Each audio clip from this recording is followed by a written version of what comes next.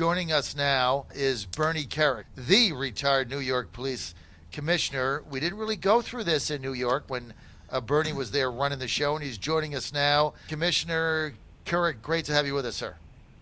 Thank you. Commissioner, I was in New York the past 2 days. My hotel not far from Soho. I could see the riots, complete disruption of law and order, people running around, pulling up U-Hauls, looting stores, throwing it in the back of their SUVs, driving away. Almost looked like an organized crime operation. Now you've got cops getting beat up in the street, shot at. What's the deal, sir?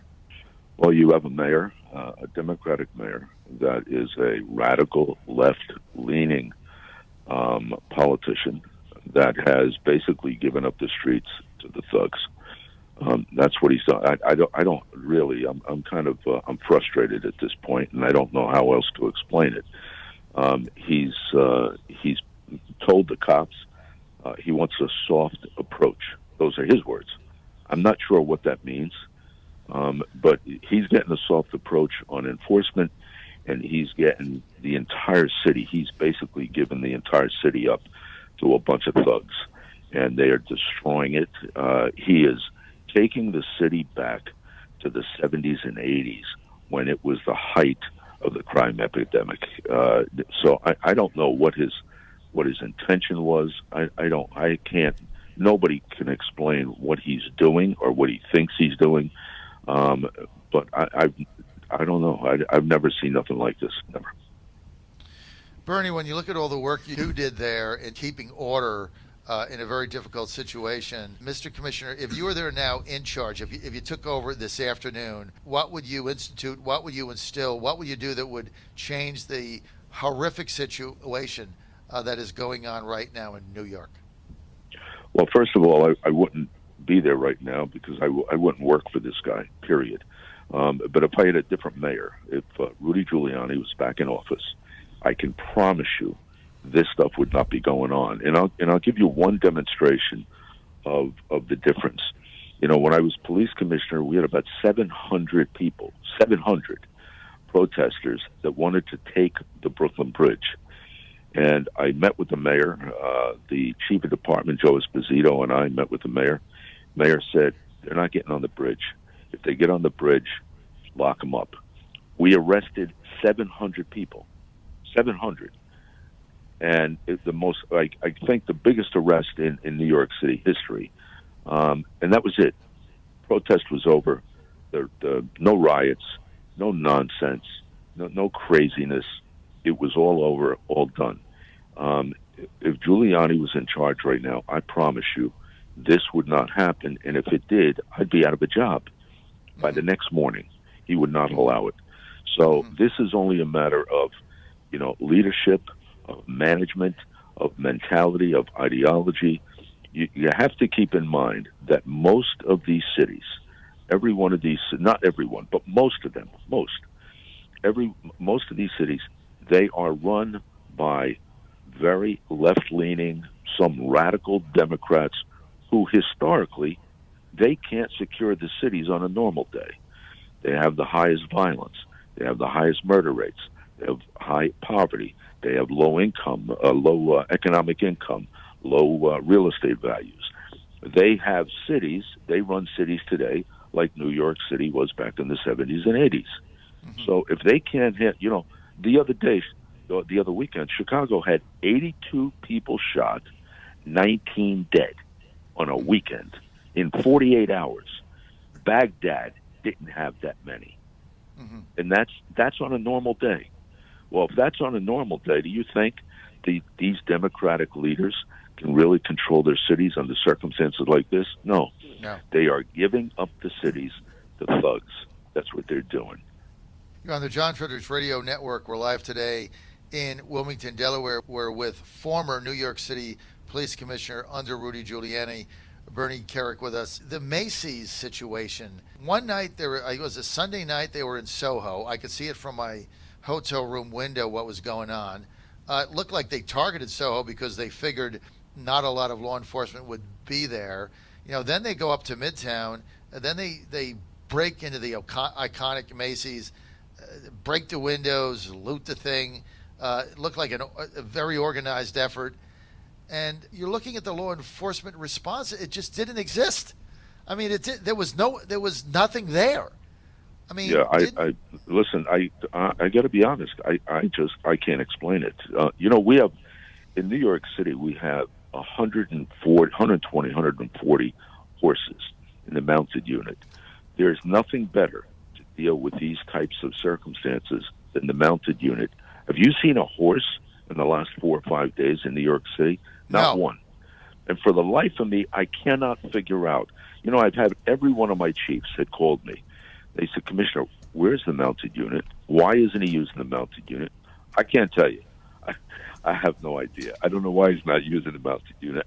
I don't know why he's not using internal intel. I don't know why he's not using undercovers in the crowd.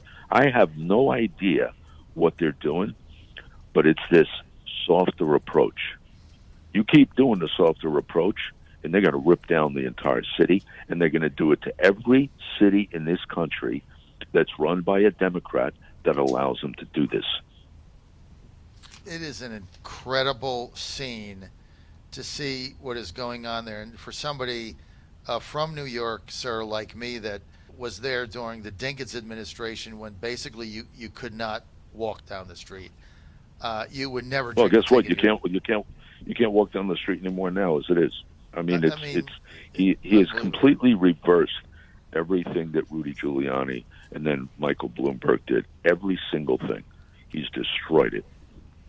Mr. Commissioner, how does he win again? Like, how does it? Well, I know he's term limited, but how do the people there vote for another one of these liberal Democrats for mayor when they see the difference? I mean, the difference is you had Giuliani who cleaned it up, and then you had Bloomberg, who, I was a fan of his mayor, not when he ran for president, fan of his mayor. He did a pretty good job there. And now you have this chaos. I mean, it's back to how do they keep electing these people? Well, I don't know. I have no idea. I was shocked that he got reelected, number one. But number two, and this is true for cities all over the United States. Nobody wants to live, work, visit, or go to a school where in a place where they don't feel safe. Mm-hmm. And it seems like in all these democratically run cities that turn into ghettos, that turn into, crime havens, they're all run by Democrats. Mm-hmm. So at some point, the American people better wake up and realize that this is to no one's benefit. If you live in one of those communities, if you live in one of those cities, one of those states, keep electing Democrats, and this is what you're going to get. You don't see this in Georgia. You don't see much of this in Georgia. You don't see much of it in Florida. Mm-hmm. There's not a lot of this going on. But like the biggest city in the world, the most substantial city in the world that had a complete renaissance between 1994 and 2000, that was the safest city in the world, has turned into sort of a criminal empire at this point. That's a hellhole again. It's back to graffiti all over everything, broken glass, homeless people living in the subways. I mean, it's back to the way it was 30 years ago, and it's almost like Back to the Future. And it's sad, it's sick, it's disgusting. And then all those little business owners losing their businesses. I mean, just sitting there while, they're getting beat up with 2x4s and nobody's around, and their business is getting burned out and all their stuff taken. I mean, they just went through this 3 months of ridiculous lockdown. Mr. Commissioner, let me just ask you something else. I mean, Deblasio did a really good job of putting people in jail because they walked on a beach or tried to play basketball. He was really good at that. I mean, he was tough on that. You play basketball, you try to cut hair, you're going to Rikers Island. But he can't control rioters and looters. I mean, Mr. Commissioner, what the hell is going on here? I don't know. You got to ask him. And here's the other problem. The mainstream media, they don't ask. They don't ask them. Have you seen anybody put them on the burner for this? Really? Have you? I mean, any of the mainstream media, CNN, MSNBC, nothing. Zero. Have they asked anything? No, they don't. Zero. They don't want to put it out publicly. They don't want to show what a shame he is. He's a coward. He's a failed leader. He is the worst mayor that we've ever had in the history of the city of New York, and nobody says a damn word about it. And it just, I don't know. I don't know. I don't know. I don't know how to explain. For those that lived in New York and grew up there, and saw the Giuliani Renaissance, and now it's almost like Back to the Future. I mean, it's just really disgusting. It's disheartening. It's sick.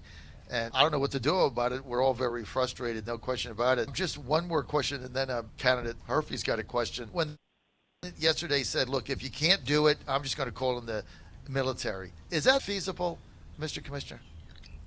I don't know. I don't really think it's feasible. I think it's going to be ultimately, I think it's necessary. Because here's the, you're talking New York City right now. We're talking New York City. Right. But here's another question for you. Where is the governor of New York? Where's the New York State Police? Mm-hmm. Where's the New York? Where's anybody from the state? Mm-hmm. Nobody. You can't find anybody. They're not talking about it neither because they don't want to bring any attention to it. But where are they? So at the end of the day, I think the president's going to have no choice. I know there's all these legal loopholes. I was listening to the New York State Attorney General yesterday say, that's absurd. That's ridiculous. That he can't do that. We're not going to allow him to do that. Really?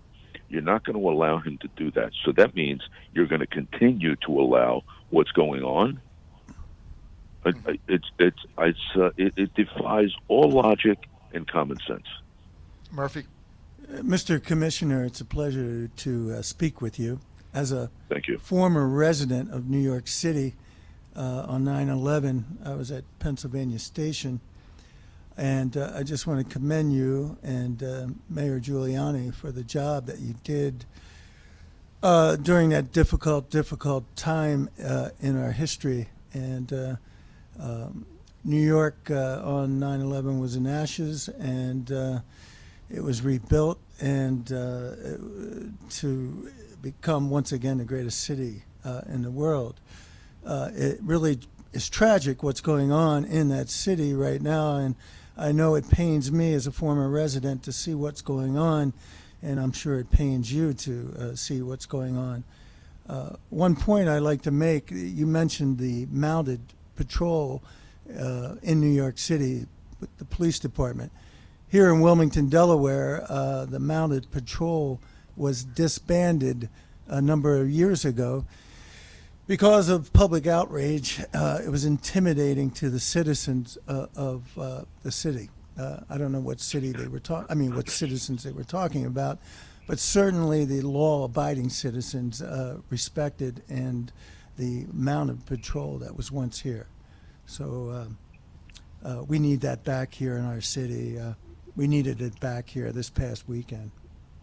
Well, it's if you look historically, at various cities at various times throughout the country, it's always those critics that they're intimidated, they're afraid, they're afraid of the police, they're afraid of the mounted unit, they're afraid of the canine program, they're afraid of anything that instills law and order. That's what they're afraid of.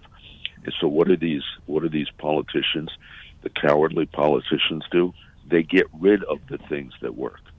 Well, you keep getting rid of the things that work, and they're going to turn this entire country into downtown Manhattan today. So, I just think the country's in doom if they don't change the political element. Well, I tell you this, right ties in, Mr. Commissioner, to what you're saying. I'm from Richmond right now. The mayor of Richmond, LeVar Stoney, has furloughed, we just found this out while you were on the air, just exactly what you just said. He furloughed the officers responsible for shooting tear gas at protesters to break them up on Monument Avenue in Richmond last night. They were beyond curfew. They were breaking the rules, the law that he had put down, which was the curfew.